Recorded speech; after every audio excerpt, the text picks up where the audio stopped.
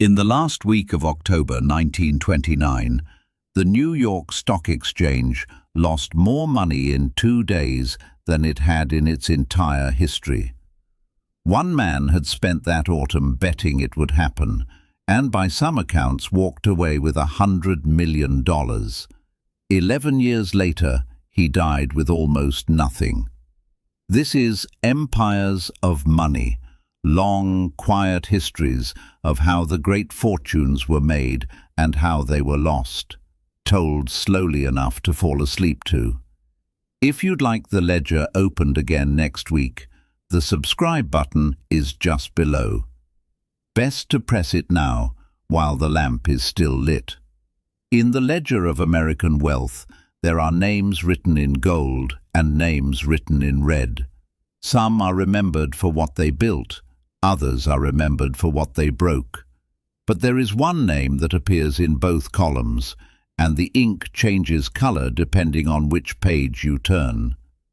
His name was Jesse Livermore, and by some accounts, he made $100 million on the greatest market crash in history. He made it in 1929, when the world was collapsing, when fortunes evaporated like morning dew on a summer's day, and he alone seemed to understand what was coming. But that same fortune that crowned him as a king of Wall Street could not protect him from the weight of himself. He lost nearly everything he made. He went bankrupt twice. He wrote books about how to trade. He gambled again. He failed again. And when the light finally left his life, on a November evening in 1940, he was nearly as poor as the day he was born. This is the story of a man who decoded the market's secrets, who heard it whisper when others could not hear, who lived and died by the numbers on a ticker tape. It is a story about winning and losing, about the loneliness of understanding too much, about the cost of being right when everyone else is wrong. It is a story about what happens when a man becomes a legend and the legend becomes a cage. Now, close your eyes and listen. Dim the lamp. I'll keep the ledger. Jesse Lauriston Livermore came into the world on July 26, 1877, on a farm in Shrewsbury, Massachusetts. It was a place of modest means, of hard soil and harder seasons, the kind of place where a child learned early that survival meant reading the signs, the angle of the light at dawn, the color of the sky before a storm, the way animals moved when they sensed something shifting in the air. His father was a farmer and a man prone to the bottle. His mother saw something in her son that others did not yet recognize, the capacity to listen to what the world was trying to tell him, to make sense of numbers and patterns where others saw only chaos. The farm offered little hope for advancement. There were no libraries here, no schools that could teach the language of commerce. And so, at the age of 14, in the spring of 1891, Jesse left the fields and traveled to Boston, the nearest city large enough to hold his ambitions. He carried almost nothing with him but his own hunger to understand how money moved through the world, how wealth was made and lost and made again. Boston in 1891 was a city of clattering carriages and the new electricity creeping into the evening sky, transforming the night from absolute darkness into something that could be illuminated, controlled, mastered through human ingenuity. The telegraph offices chattered with the gossip of Wall Street, transmitted from New York in real time, carrying the news of stock movements and price changes faster than any messenger on horseback could ever hope to travel. Stock prices moved through this gossip like blood through veins, and in the spaces between the old order and the new technology, there existed a universe of opportunity for those who could read fast enough, think fast enough, and act with enough courage to back their convictions with money. Jesse found work in a stock brokerage office, the kind of place where the air was thick with cigar smoke and the sharp smell of lamp oil. His job was simple and unglamorous. He was a board boy, what they called the quotation boy, and his task was to chalk the stock prices onto a slate board as they arrived over the telegraph. Payne Weber employed him at $5 a week, enough to rent a room and buy meals, barely, but it was enough. More importantly, it was a window into the machinery of the market. For a boy with his particular genius, this was a better education than any university could provide. All day long, he stood before that board and wrote the numbers. Open prices, closing prices, the high and low of each hour. He watched the patterns. He saw how certain stocks moved together, how the railroads would shift in sympathy with the wheat harvest, how mining stocks responded to news from Colorado and Montana before the prices came through the telegraph. He began to understand that the market was not a collection of random events, but an organism with its own logic, its own rhythm, its own secrets. The other board boys were content to chalk the prices and forget them. Jesse was different. He memorized them. He began to keep his own records in a small notebook, tracking the movements of the stocks that most interested him. He did the mathematics in his head, faster than seemed possible, calculating relationships and angles and probabilities. He understood, at some level he could not yet articulate, that the market was speaking to him, and that if he listened carefully enough, he could learn to speak back. By 16, he had saved enough money from his wages to begin making small trades. This was when the hunger became truly apparent. He was not interested in the stable growth of long-term investment, the patient accumulation of dividends and interest that occupied the mind of the conventional investor. He wanted the action, the pulse of it, the moment when you placed a bet, and the market either validated your judgment or exposed your blindness. He wanted to feel the current of money moving through his own hands, wanted to experience the rush of being right, the vindication of his way of seeing the world. He wanted the game, not its boring conclusion. The rules of the brokerage firms prevented young traders like him from operating directly through their main offices.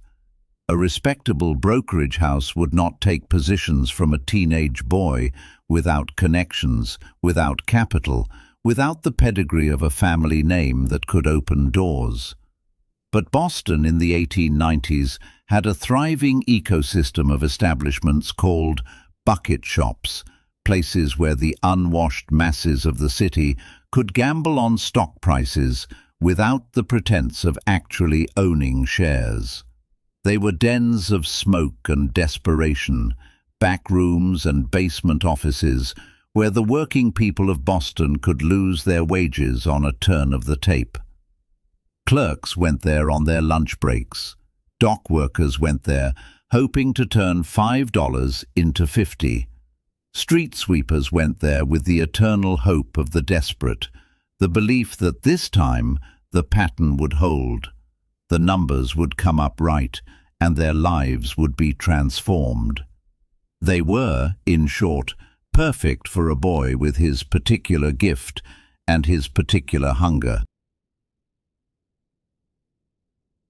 The bucket shop was a peculiar institution of the Gilded Age, neither quite legal nor quite criminal, tolerated by the police as long as the owners paid their respects to the right authorities. It was a place where a porter could turn his lunch money into a fortune by noon or lose the mortgage payment by 12:30. The proprietors did not actually buy or sell stocks on your behalf. They simply bet against you. If you predicted that Union Pacific would rise and it fell, they kept your money. If you predicted correctly and their house could not absorb the loss, you got paid out from their till, and they sometimes sent word that you were no longer welcome. These establishments operated on the knife's edge between opportunity and fraud, and they thrived because they offered something the legitimate exchanges could not: access. A working man did not need to know a member of the stock exchange. He did not need $5,000 to begin. He simply needed to walk into a basement, place a bet, and watch the tape come through. For Jesse, they offered something else entirely: a laboratory. The bucket shops were where you went to test your theories against real money. He began trading in them at 16. The records are incomplete, as they often were in such places, but the legend that grew around him suggests that he was remarkably successful almost immediately. He would study the price movements, the patterns, the relationship between one stock and another, the way certain stocks moved in sympathy with the broader market and others moved independently. He would sit in the bucket shop with a pencil and paper, recording the prices as they came across the tape, watching the patterns unfold, waiting for the moment when he understood what was about to happen. And then he would make his plays. He called himself the Boy Plunger, or was called that by others, for his fearless willingness to take positions that made older traders uncomfortable. He would bet money that other people would not risk, would follow patterns that others dismissed as coincidence, would act on intuitions that others thought were madness. He was not just trading. He was thinking in a language that only he could fluently speak, a language written in numbers and patterns and the eternal psychology of money. By most accounts, he had his first major killing by the time he was 17 or 18. The exact amount is lost to history, but various sources suggest somewhere between $100 and $1,000, amounts that would have taken him years to save from wages, amounts that represented a small fortune to a young man from a poor background. He made it by reading a pattern in the tape that others had missed, by trusting his understanding of the market's logic more than the confidence of the crowd, by having the courage to place a large bet when everyone else was hesitant. And when it happened, when the trade worked out just as he had predicted, when the numbers confirmed what his mind had already calculated, something shifted in him. The hunger was no longer hypothetical. It was validated by the real world, by actual dollars flowing into his account, by the market's acknowledgement that his way of seeing was correct. He had proven, at least to himself, that he was different, that he had a gift that others did not possess, that his mind could perceive truths about markets that were invisible to everyone else. The success brought attention. Men began to notice the skinny boy in the bucket shops who always seemed to know what was coming next. They asked him his secrets. He could not really explain it. It was not something taught in books. It was more like hearing a song and knowing what note came next before you heard it. A kind of prescience built on obsessive attention to detail and a mind that could hold and manipulate thousands of numbers simultaneously. He was not, in his own mind, guessing. He was calculating probabilities that others could not see. But success in a bucket shop was also its own kind of prison. The owners began to notice him too. A young man who consistently won was bad for business. More than that, a young man who consistently won in ways that suggested he understood something structural about the market was genuinely dangerous. His presence was a liability, a sign that the game itself might not be as safe as the house had believed.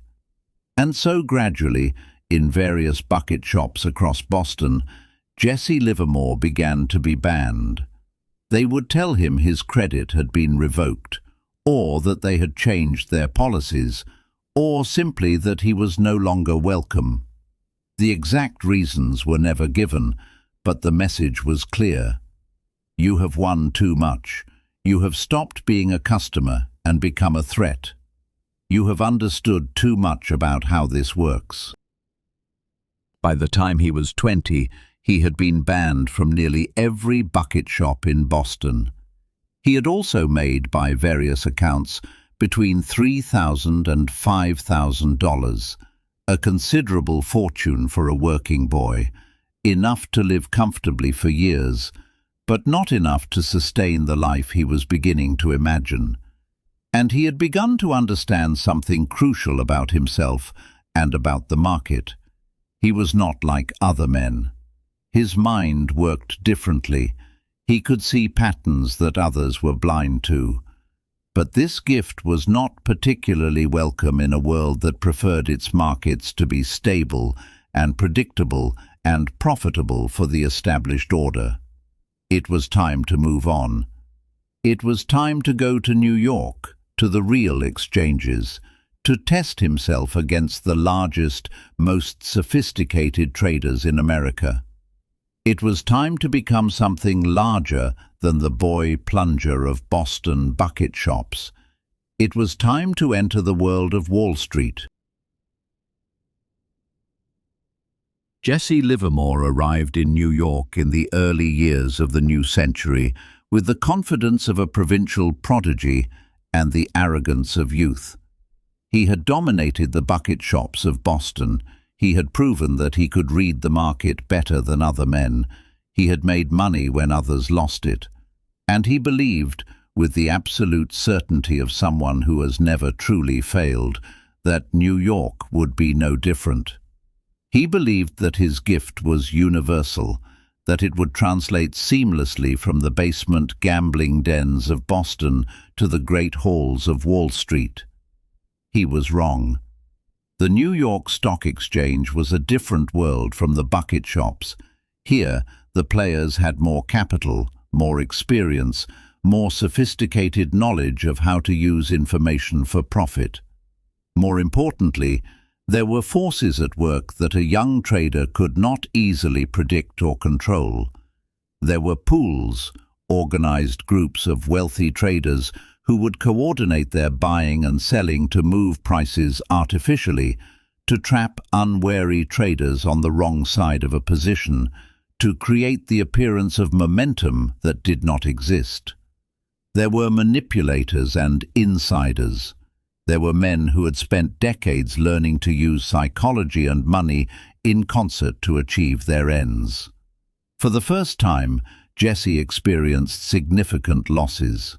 He would make a trade based on patterns he had learned to read in Boston, and the pattern would hold for a while, and then suddenly something would shift. A pool would pump a stock and then reverse, leaving him holding a losing position. Or information would arrive that contradicted everything the tape had seemed to be saying.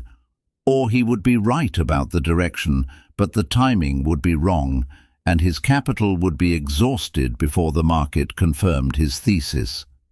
There was something else, too, something more difficult to name. In the bucket shops, he had been free. He had made his own decisions, trusted his own instincts, and lived with the consequences. On Wall Street, he began to be influenced by others. He would hear the opinions of older traders and doubt himself.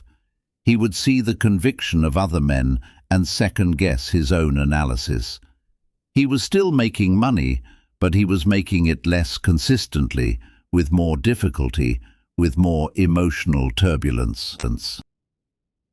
In one of his own later writings, he described this period as a time of learning, but the learning was not in the direction he had expected. He was learning that the market was larger and more complex than he had understood. He was learning that even correct analysis could be overwhelmed by events and manipulations outside the trader's control. He was learning that a man needed not just intelligence, but something else. patience, discipline, the ability to wait, the courage to admit when he was wrong and exit a position rather than averaging down into disaster. These were expensive lessons. Over the course of several years in the early 1900s, he lost most of the money he had made in Boston. This was a devastating blow for a man whose identity was built on success, whose self-image was tied entirely to his ability to read the market correctly. He was in his mid-20s and had nothing to show for the years except experience and a knowledge of his own fragility. For some men, this would have been the end of the story. They would have returned to the provinces, found ordinary work, accepted that they were not meant for the trading floors of the great exchanges. But Jesse was not that kind of man. Instead of retreat, he resolved to understand what he had done wrong. He began to study his own trades, to look at the patterns in his failures, to understand the gap between what he had assumed and what was actually true. He began to read more widely, to study the history of market crashes and rallies, to understand the psychology that moved traders to buy at the top and sell at the bottom. He began, in other words, to become not just a trader, but a student of the market. And slowly, over time, he began to change. He became more disciplined, more systematic, more willing to accept rules for himself that prevented him from acting on every impulse. He began to trust his own analysis more and the opinions of others less, understanding that the consensus was usually wrong, that the crowd that believed one thing was typically on the wrong side of the market. He learned to exit losing trades quickly rather than holding on to the hope that they would turn around, rather than averaging down into disaster, rather than following a bad trade with a series of worse trades trying to recover.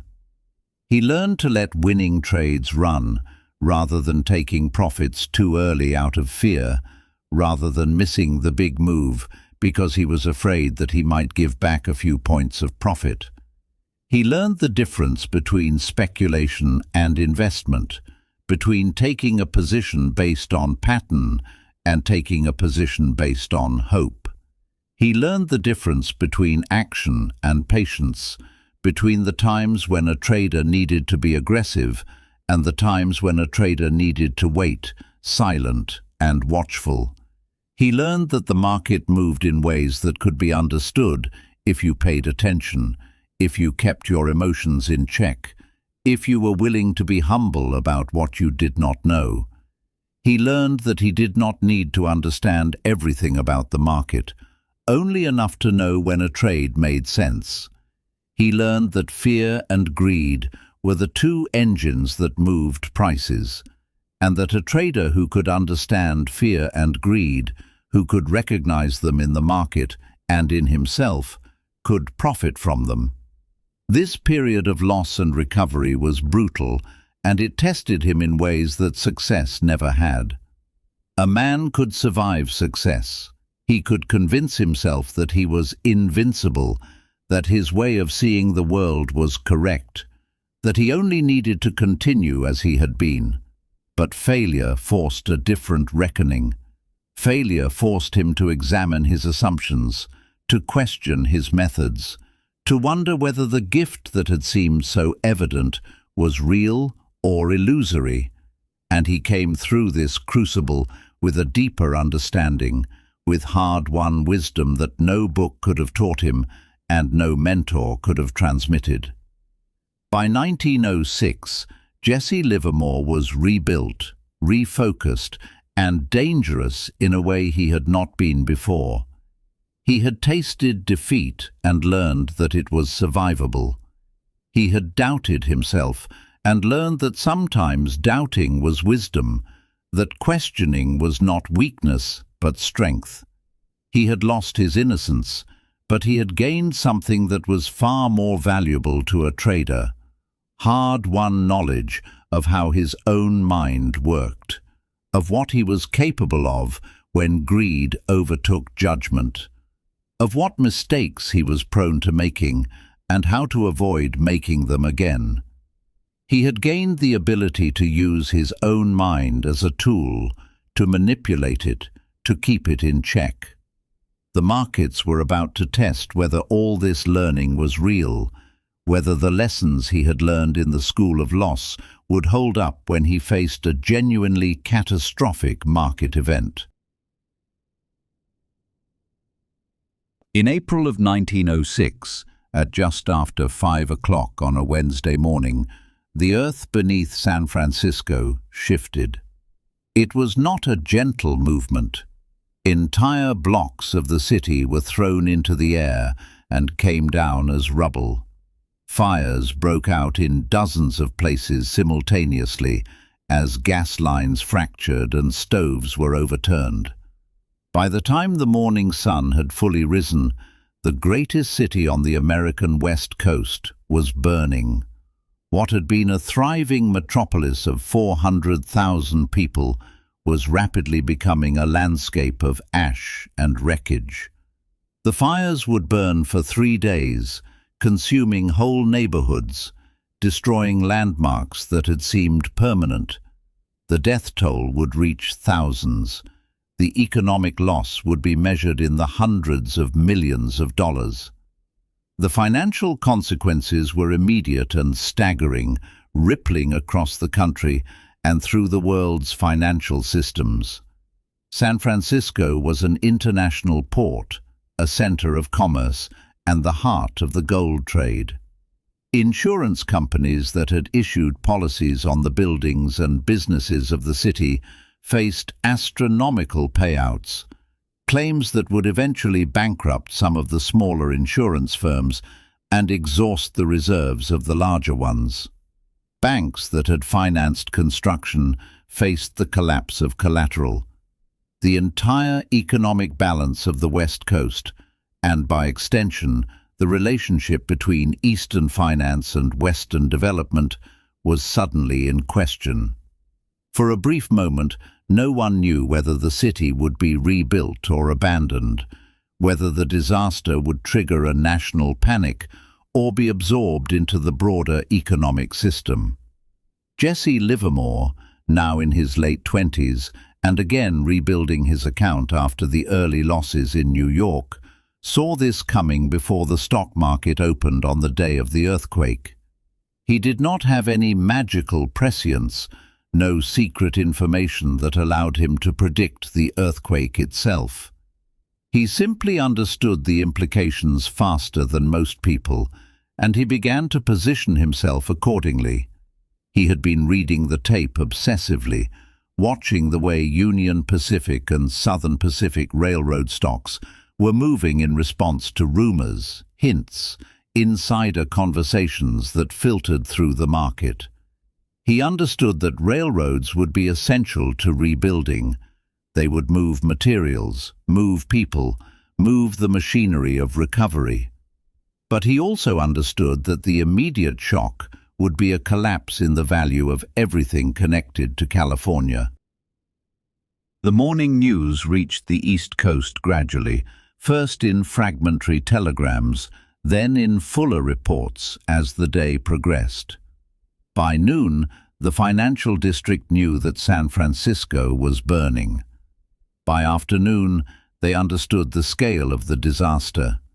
And as this understanding spread, fear began to move through the market like a contagion, infecting traders, causing them to liquidate positions, to protect themselves, to assume the worst. Jesse took a short position in Union Pacific, betting that the stock would fall. This was a bold play. Railroads were understood as essential to American development and national expansion. Many traders believed that the San Francisco disaster would actually be good for railroad stocks in the long term, because rebuilding would require massive amounts of railroad transportation. But Jesse understood something that others did not. In the immediate term, the destruction of assets and the uncertainty about California's future would weigh on the railroads more heavily than the potential benefits of reconstruction would offset. He understood that prices would fall first, before they eventually recovered. And it did fall, sharply, as the reality of the earthquake sank into the market and as the magnitude of the disaster became undeniable. Over the course of a week or two, Union Pacific declined significantly, and Jesse made money. Significant money, perhaps $300,000 by some accounts, in a matter of days.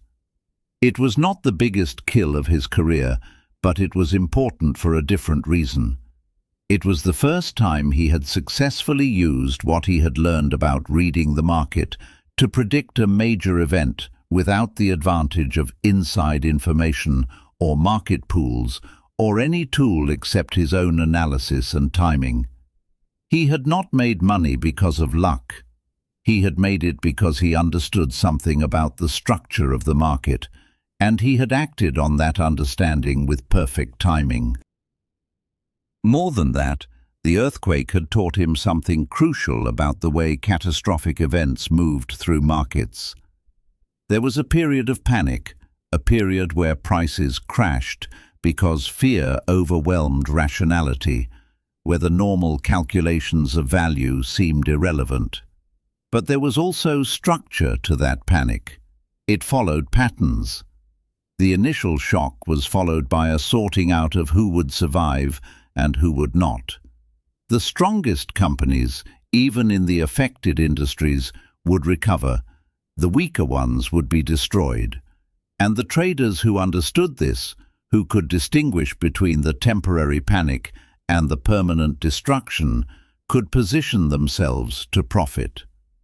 A trader who could distinguish between the two and position himself accordingly could make extraordinary amounts of money. This was a lesson that he would use repeatedly throughout his career. In a panic, most traders operated from fear. They sold everything. They assumed the worst. They tried to get out of every position at any price. And in their panic, they created opportunities for traders who remained calm, who could see through the fog of emotion, who could ask the right questions about which companies would survive and which would not.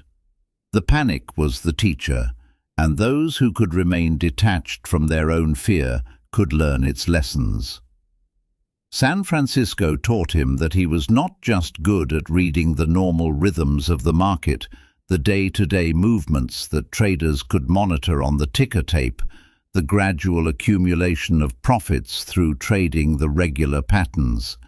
He was exceptional at reading the market in crisis, when emotions ran high and the usual rules seemed to be suspended, when fear was so dominant that logic seemed to have no voice, when the entire structure of order seemed to be falling apart.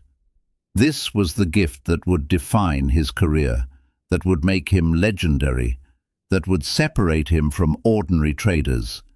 His ability to remain calm when others were panicking, to see patterns when others saw only chaos, to understand what the market was really saying when it was screaming in agony. The panic of 1907 came like a prediction that he had made years before and only now recognized. The warnings had been accumulating for months. The economy had been expanding too quickly. Credit had become too easy. Speculation had gotten ahead of reality. Money was tight and tightening further. Brokers were beginning to call in loans. The underlying sentiment had shifted, imperceptibly at first, from confidence to anxiety. And then, in October, it broke. The first sign was in the banks. Credit began to contract. Loans were called in. Money that had seemed plentiful became suddenly scarce. The stock market, which had been climbing steadily for years, began to sell off. And then the selling accelerated, not in a rational, measured way, but in a panic a cascade of fear in which each sale created more fear, more selling, more desperation. Not every stock fell, but the general direction was downward, and as prices fell, margin calls went out to traders who had borrowed money to finance their positions. Those traders were forced to sell, which drove prices down further, which triggered more margin calls, in a cascade of liquidation that seemed as though it might never end. The panic was not confined to stocks. Runs on banks developed. People who had deposits in banks became convinced that the banks might fail, and they rushed to withdraw their money. The banks, seeing their reserves draining away, called in loans to raise cash. This further tightened credit and intensified the panic. It was a vicious circle, and for a few days in late October, the financial system of the United States seemed to be on the verge of complete collapse. Jesse had positioned himself well. He had seen the panic coming. He had taken significant short positions, betting that prices would fall. He had accumulated put options and other derivative instruments that would profit from a decline. And as prices fell, he made money, large amounts of money, money that accumulated day after day as the panic deepened and prices fell further.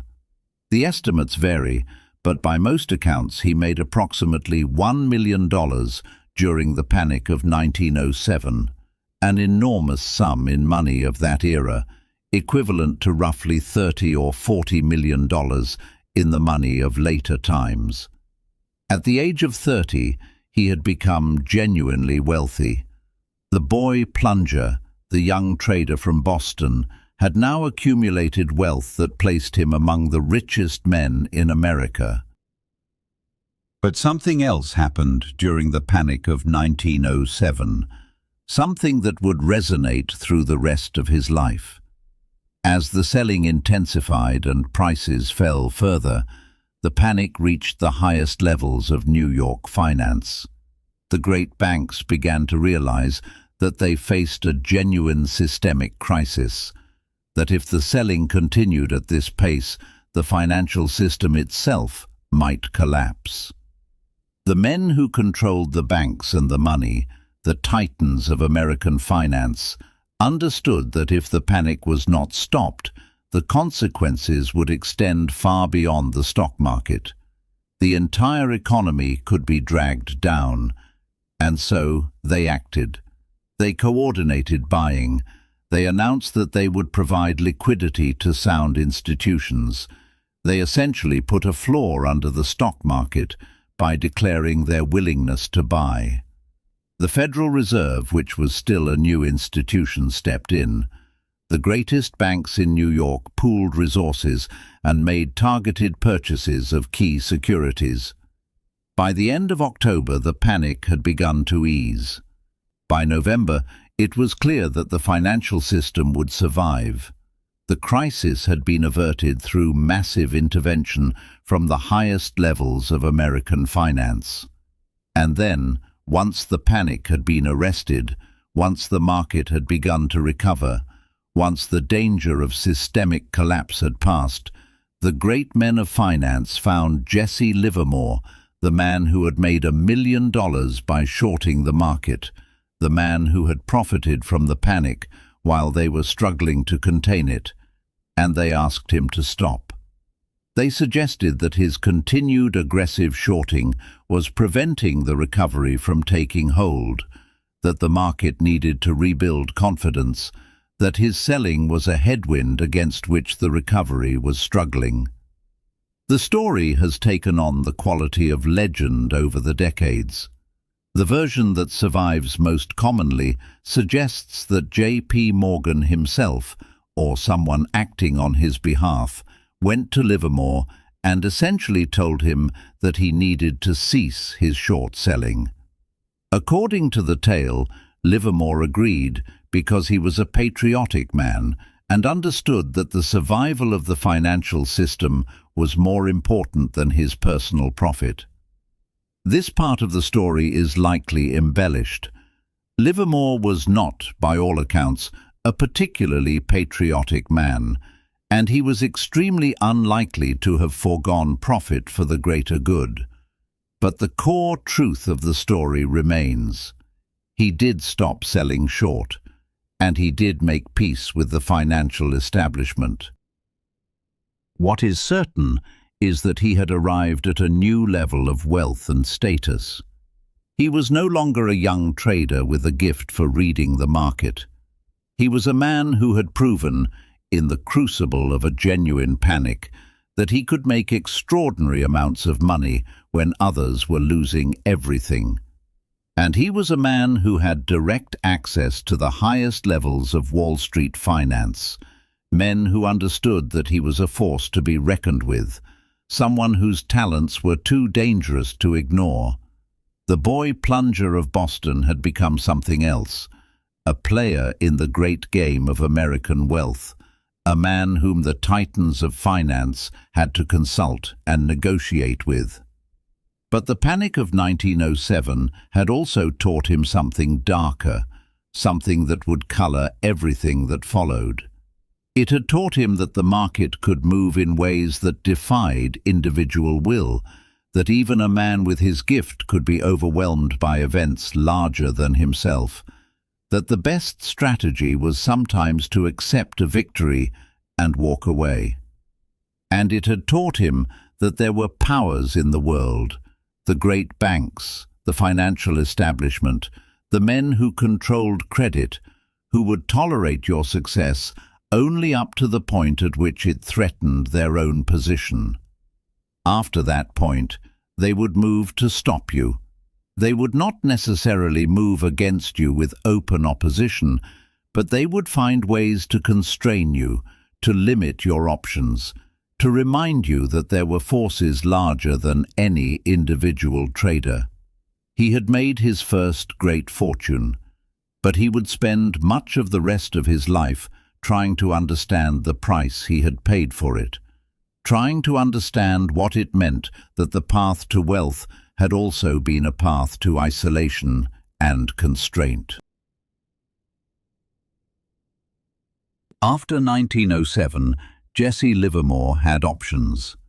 He had money enough to retire, to live comfortably on the interest and dividends of what he had accumulated, to remove himself from the constant stress and emotion of trading. He could have taken his fortune to California or Europe or any of the warm places where wealthy men went to escape the rigors of the financial markets. But retirement was not in his nature. He was addicted to the action, to the feeling of being right, to the evidence that his way of seeing the world was superior to everyone else's. He needed the market the way other men needed air. Without it, he was diminished, purposeless, a chess master locked away from his board. And so he returned to trading, but this time with an ambition that went beyond simple profit. He wanted to move the market itself, to bend it to his will, to become not just a successful trader, but an actual power in the financial world. He wanted to be not someone who rode the waves that other men created, but someone who created the waves themselves. This desire was the expression of something deeper, a need to prove not just that he could predict markets, but that he could control them, that his will could impose order on the chaos. In the years between 1907 and 1915, he made and lost money repeatedly. He had successes and failures. He was involved in various market maneuvers and schemes, but none of this prepared him for what became known as the cotton corner. In the cotton market, he became convinced that he could accumulate a massive position, and that by controlling the supply, he could force prices to rise. The market was relatively small compared to stocks, and the supply was somewhat fixed and knowable. A man with enough capital and nerve could potentially control it, could own enough of the actual commodity that any trader who wanted to buy or sell would have to pay his price. The plan seemed sound. Livermore began accumulating cotton futures and actual cotton contracts.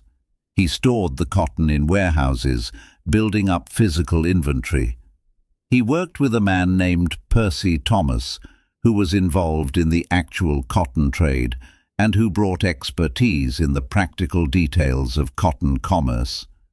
Together, they attempted to corner the cotton market, to buy up so much of the available supply that they could dictate the price to anyone who needed to sell or buy. It was the kind of play that appealed to Livermore's sense of grand strategy, his desire to move markets through force of will rather than simply reading the patterns others created. It appealed to his ambition to be not just brilliant, but powerful. But the cotton corner failed. The reasons are complex, involving issues of contract interpretation, the timing of harvests, and the actions of other traders who had guessed what Livermore was attempting and positioned themselves accordingly. What had seemed like a brilliant strategy collapsed into a nightmare of losses. The market did not respond as he had predicted. Prices did not rise to the levels he had anticipated. The actual commodity proved more liquid and movable than he had understood, and gradually, day by day, his position deteriorated. Livermore lost nearly everything he had made in 1907 and in the years since. By 1915, he declared bankruptcy.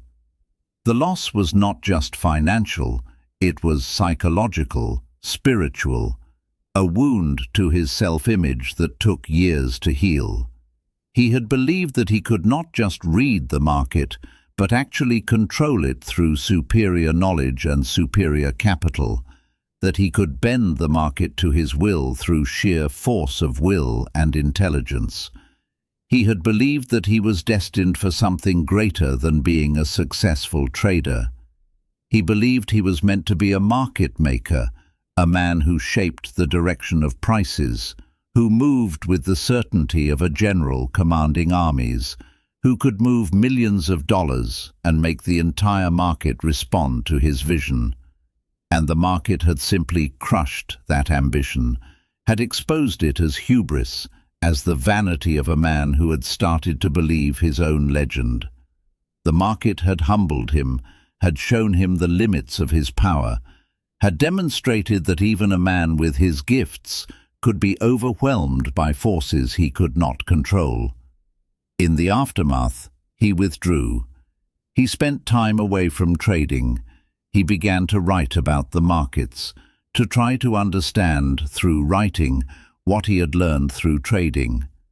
There was something therapeutic about the act of writing, about trying to put words around concepts that had lived in his mind as pure instinct and pattern recognition. But the hunger was still there. It always had been. And after a period of recovery, he returned. He would return again and again, the cycle of rise and fall becoming the template of his life, a kind of eternal return that would only end with his death. The 1920s were a time of extraordinary optimism in America, an optimism that seemed to defy the gravity of history and prudence. The war was over, the economy was booming, technology was transforming the way people lived, making the future seem like a constant parade of miracles.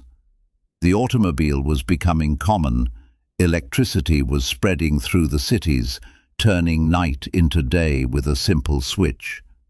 Radio was bringing entertainment and news into the home.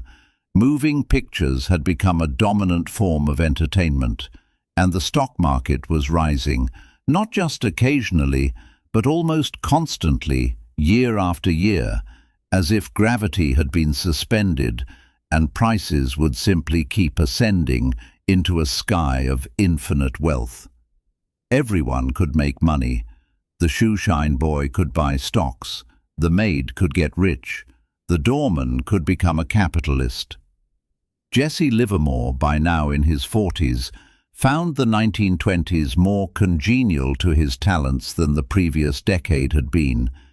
He had recovered from the cotton disaster, had slowly rebuilt his capital, had returned to the habit of trading. He was trading again, and he was successful.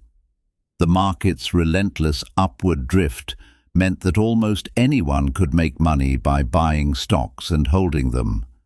But Livermore was not interested in simply buying and holding, in becoming a passive investor watching dividends accumulate.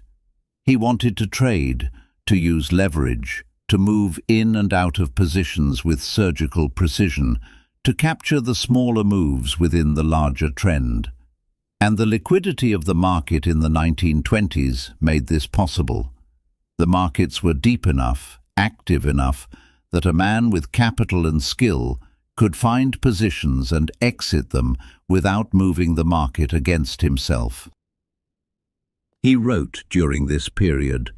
His ideas, as related through conversations with the journalist and author Edwin Lefebvre, were published as a series of articles in the Saturday Evening Post, then one of the most widely read publications in America.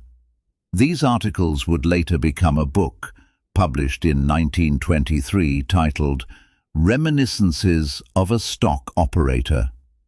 The main character in the book was a thinly veiled portrait of Jesse himself, renamed Larry Livingston to preserve a fiction of anonymity that fooled no one who knew anything about the markets. Everyone in the financial world knew who the book was about. Everyone understood that Lefebvre had spent time with Livermore, had listened to his stories, had woven them into a narrative that was part confession, part instruction, part literature. The book became instantly popular and remains so today. It is perhaps the most widely read trading book in existence, and much of what people understand about stock market speculation in the early 20th century comes through the lens of Lefebvre's portrait of Livermore. But it is important to note, especially for accuracy, that Reminiscences is not a documentary account. It is a novel, a work of literature, written by someone else, based on conversations and observations, but shaped by narrative necessity and literary sensibility. When people read quotations from it and attribute them to Livermore, they are often quoting Lefebvre's words, not Livermore's actual utterances. The book is true in spirit, capturing something real about Livermore's methods and psychology, but not necessarily true in letter. Livermore lived this life, but he did not necessarily speak exactly as portrayed. The book is his life, filtered through another man's imagination. During the 1920s, Livermore continued to make money. He developed more refined techniques for reading the market, techniques that were closer to art than to science. He understood that there was a rhythm to the market's moves, that you could identify turning points if you paid attention to volume and to the way prices held or broke through certain levels. He understood that the market moved in waves, that these waves could be measured and predicted to some degree, that the psychology of crowds created patterns that could be exploited by a man who understood psychology. He understood that when the market was rising, the rise would continue until it didn't, and then it would fall, and fall hard. And he was successful at trading based on this understanding. He made millions during the 1920s, though the exact figures are uncertain, as he was always somewhat private about his exact gains, never wanting to reveal the full extent of his wealth or his losses. But the 1920s were also a time of increasing doubt. He was a man in his middle years now, with a sense that time was becoming finite, that the days were passing more quickly, that he could not trade forever. He had made fortunes and lost them. He had been right in his predictions and wrong, sometimes catastrophically wrong. He had experienced the euphoria of massive gains and the despair of catastrophic losses, and he had begun to wonder whether it was worth it, whether the constant emotional turbulence was a fair price for wealth, whether there was a way to find peace within this life that seemed designed to prevent peace. He had health problems. He was drinking more. He was having difficulty sleeping. The stress of the market seemed to be carving itself into his face, aging him faster than time alone would account for. He also knew, in the way that men who watch markets closely know things, that something was wrong with the stock prices of 1927 and 1928. The market had risen too far, too fast, and was no longer tethered to reality. The valuations of stocks bore no relationship to the actual earnings of the companies. General Electric stock was trading at prices that would require the company to double its earnings for decades to justify the price. The entire edifice was built on the assumption that prices would keep rising forever, and this assumption was being reinforced by money that was too cheap and credit that was too easy. The Federal Reserve had kept interest rates low, banks were eager to lend, brokerages were facilitating the most marginal purchases, lending 90% of the purchase price to anyone who asked. The system was built on hope and nothing else. He had seen this before. He had seen the market break when it reached this level of excess. He knew what was coming, and he believed he saw it approaching again. October 1929 came in like a storm that had been gathering at the horizon for years. The first serious decline had occurred in early September, when the market fell sharply for several days. But it had been met with the usual assurances from the great men of finance, the men who had never experienced true panic, who believed that their wisdom and their access to credit could prevent anything from going truly wrong. They declared that the fundamentals of the economy were sound, that the market was merely consolidating its gains, that this was a temporary pullback before prices resumed their rise. This was the language used by men who had vested interests in keeping prices high, who had their own fortunes invested in the belief that the market would continue to rise forever. And it was widely believed by a public that had grown accustomed to rising prices and rising fortunes, that had begun to believe that the old rules of economics and gravity no longer applied. But Jesse Livermore knew better. He had watched the market carefully, had read all the signs that others were ignoring or misinterpreting. He had positioned himself for the crash weeks before it came, accumulating put options, taking significant short positions, preparing his capital for the moment when the market would finally break. He had warned some people, had suggested that they reduce their exposure, but the warnings had gone unheeded. People did not want to hear warnings. They wanted to hear that they would continue to get rich. And when October arrived with full force, when the market opened on that Tuesday morning and began to fall and kept falling and would not stop falling, when panic began to set in as people realized that this was not a correction but something far more fundamental, when margin calls started cascading through the system and forced liquidation became the only option for millions of investors, Jesse Livermore was ready. He was calm, he was positioned correctly, and he was about to make a fortune.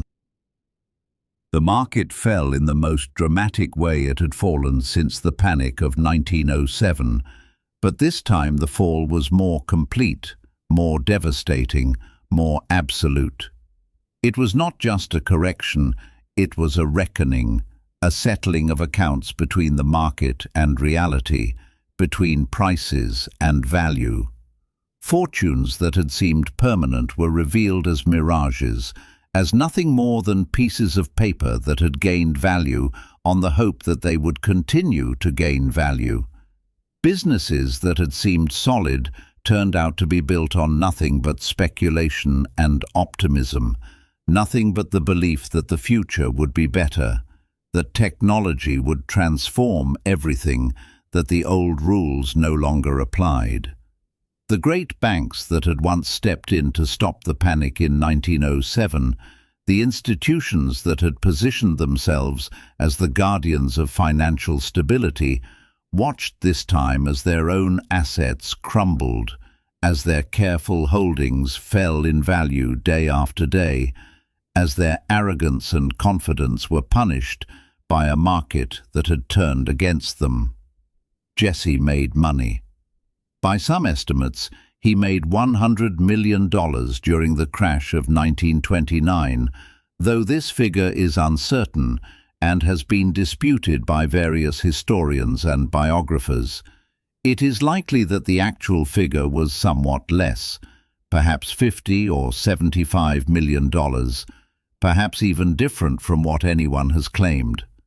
The exact amount matters less than the fact that he made an enormous fortune while everyone else was being destroyed.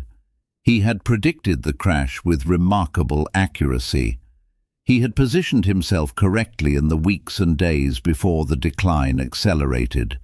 He had bought put options and taken short positions that would profit from a market decline, and he had made a fortune of such magnitude that it seemed to elevate him beyond all other traders, to confirm him as a man of such exceptional insight that he could see what others could not, that he could read the market the way other men read a book. For a moment, in the depths of the crash, Jesse Livermore was the most envied man in America.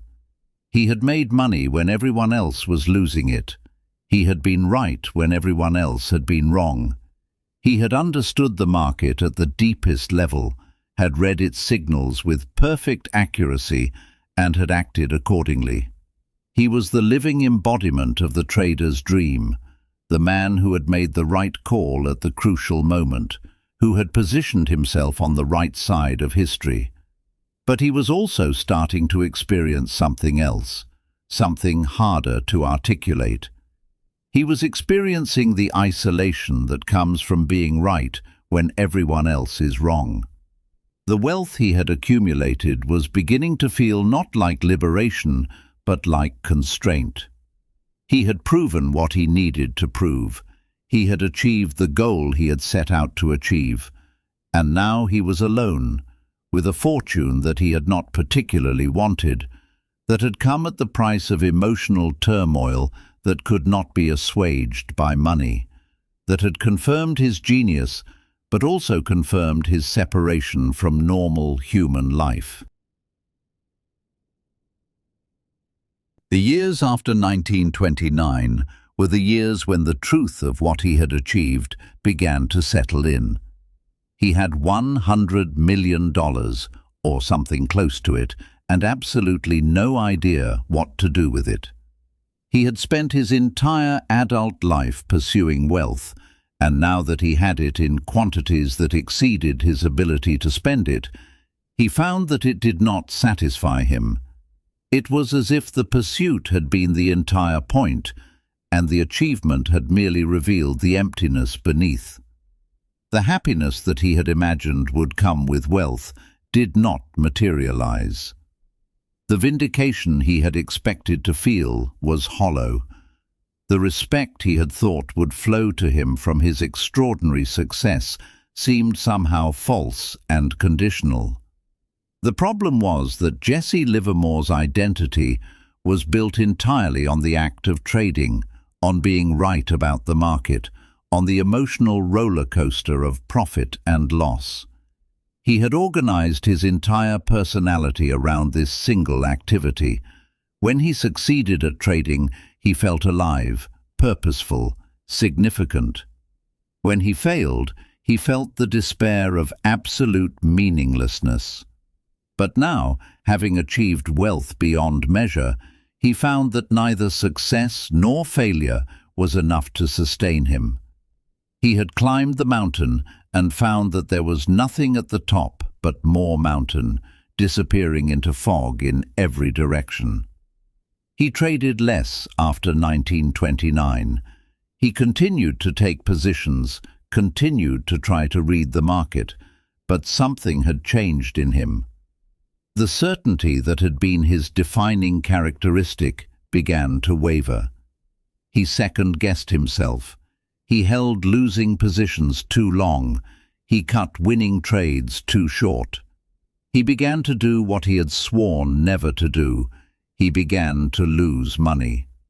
The losses came not from miscalculation, but from indecision, from the paralysis that comes when a man no longer believes in his own judgment. The market that had once seemed transparent to him now seemed opaque, filled with meanings he could not quite decode.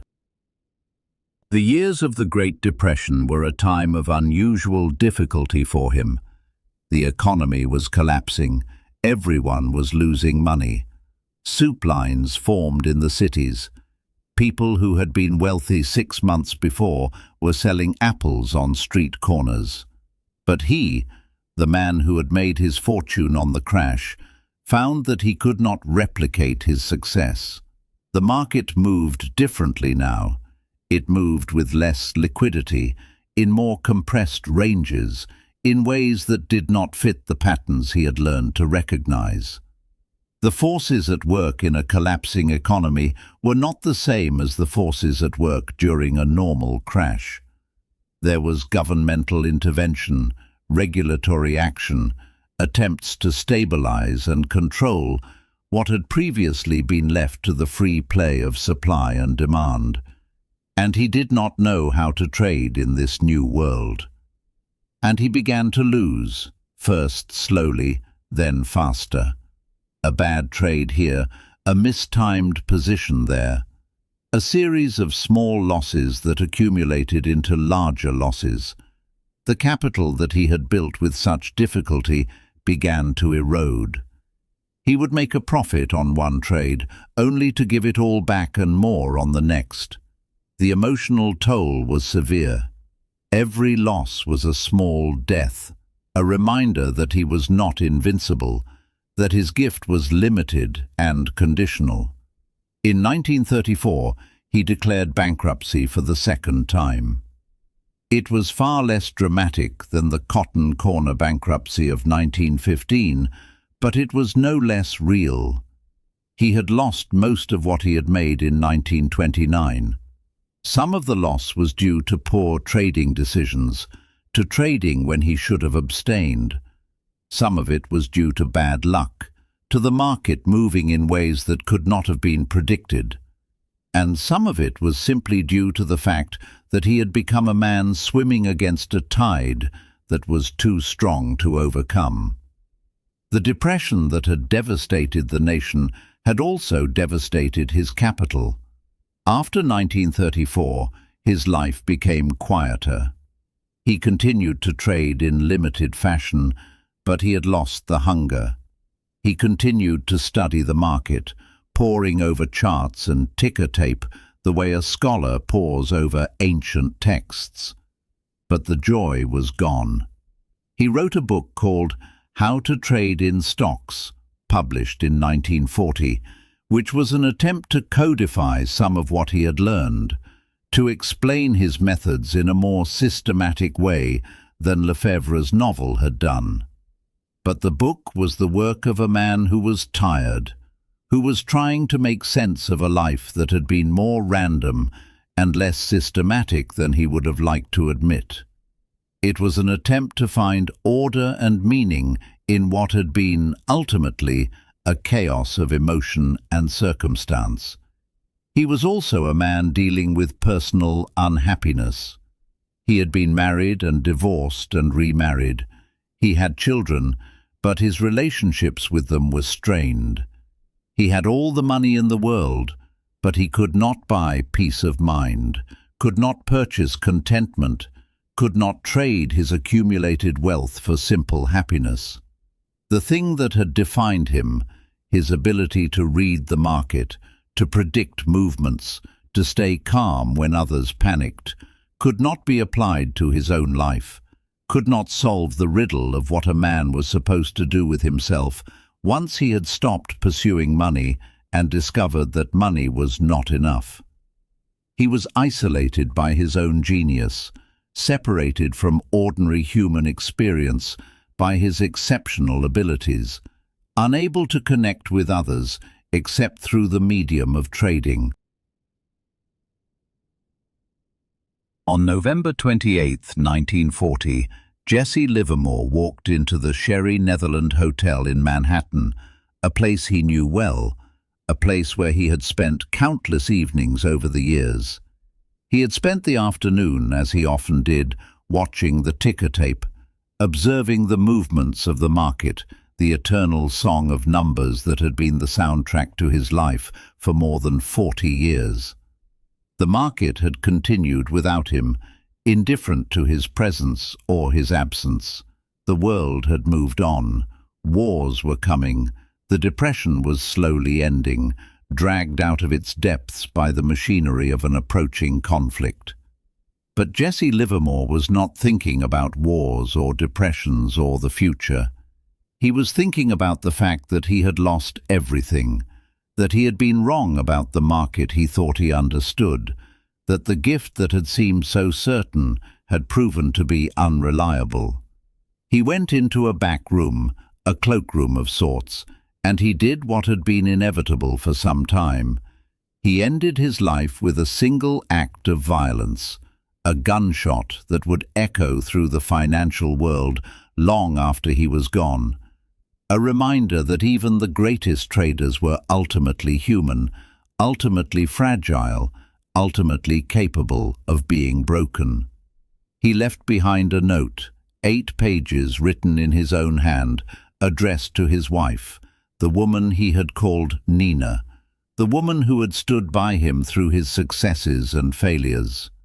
The note began with simple words, "My dear Nina, can't help it." In those 4 words lay the entire trajectory of his life, the compulsion that had driven him, the genius that had been inseparable from the torment, the inability to exist in any state other than the constant struggle with markets and with himself. He was unable to stop.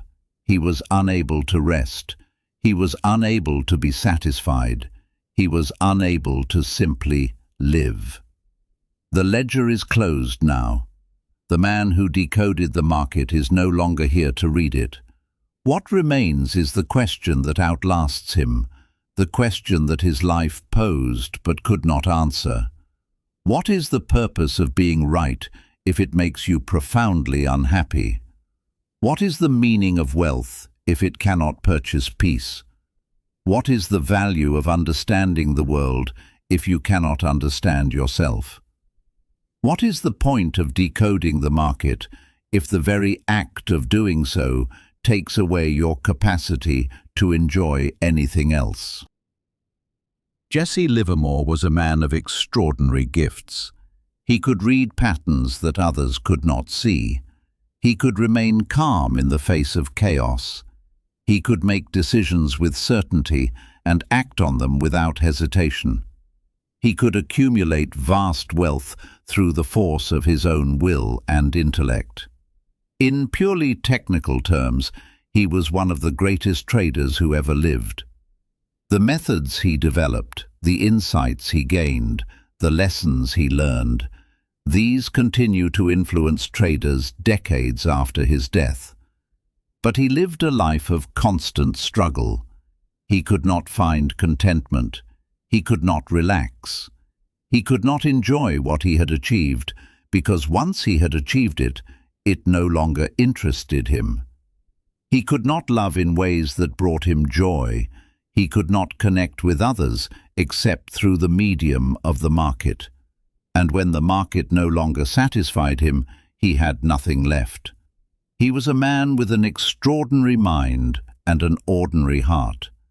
A man who could master markets, but could not master himself. Perhaps the greatest tragedy of Jesse Livermore is not that he lost his fortune or that he died by his own hand at the age of 63. These were outcomes that followed from the earlier tragedy, which was that he was a man fundamentally unsuited to peace, fundamentally unable to exist in any state other than constant striving. The market had given him a purpose, a reason to wake up in the morning, a language in which to express the particular genius that burned within him. And when the market could no longer satisfy him, when his gift had become unreliable, when the patterns he had depended on began to blur and shift, he had nothing to put in its place. His methods continue to be studied.